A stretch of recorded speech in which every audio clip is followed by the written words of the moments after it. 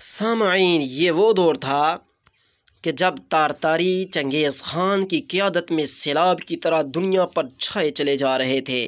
چنگیز خان خود خوارزمیوں کا تعاقب کرتے ہوئے سرزمین فلسطین تک آ پہنچا۔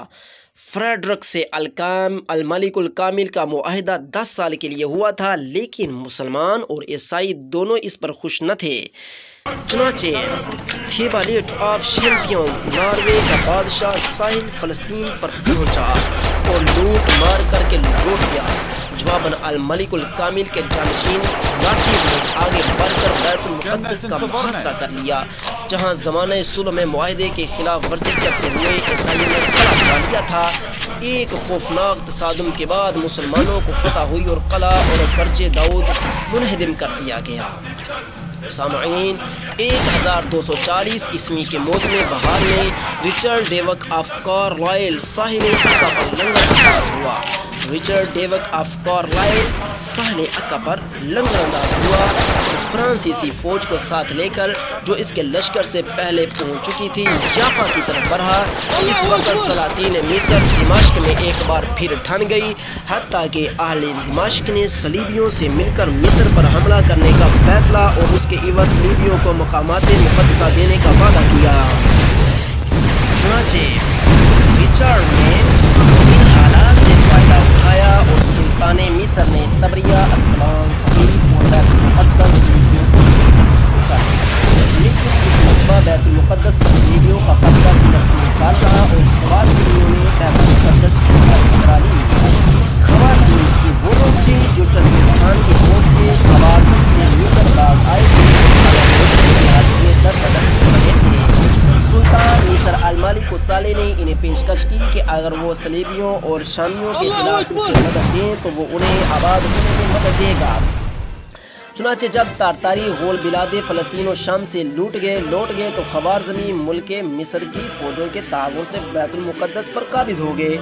اس سلسلے میں جو جنگ ہوئی، اس میں سلطان دمشق اسماعیل نے عیسائیوں کا ساتھ دیا تھا، جو صلاح الدین کا پوتا تھا، لیکن غزہ کے میدان میں ملک المصر کے سالار رکن الدین بیبرس کی قیادت میں قابض ہو گئے اور بیت المقدس سلطان مصر کے تابع ہو گیا۔ اور اس خبر سے ایک بار پھر یورپ میں کوہرام برپا ہو گیا۔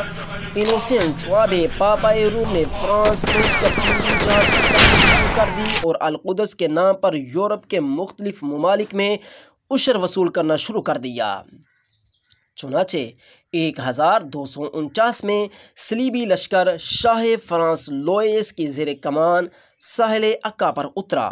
مسلمان اس وقت باہمی جنگوں و نفاق کا شکار تھے۔ اس کی آمد سے دمیاط کے مسلمان اس قدر خوف زدہ ہوئے کہ انہوں نے لڑے بغیر شہر ہی خالی کر دیا۔ شاہ فرانس دمیاط پر قبضہ کرنے کے بعد آگے بڑھا۔ مصری افواج ابھی دریائے نیل کے کنارے صلیبی لشکر سے نبرد ازما تھی کہ سلطان مصر کا انتقال ہو گیا۔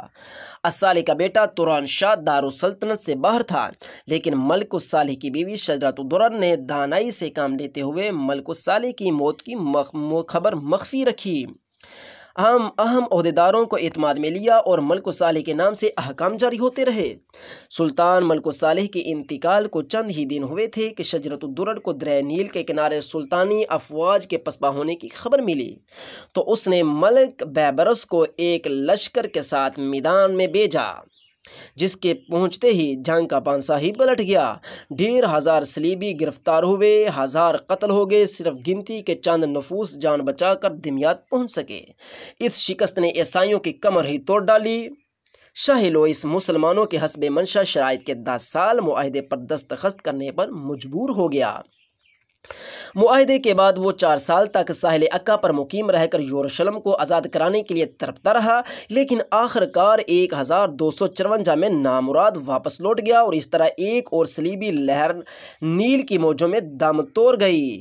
اس جنگ میں 30,000 عیسائی مارے گئے، ان کے 32 جہاز مسلمانوں کے ہاتھ گرفتار ہوئے۔ خود لوئیس ماں اپنے بھائی اور اپنے امرائے فوج کے مسلمانوں کے ہاتھوں قید ہوا اور 10,000 سرخ ادا کر کے رہائی حاصل کی۔ 10,000 زر سرخ ادا کر کے اس نے رہائی حاصل کی تھی۔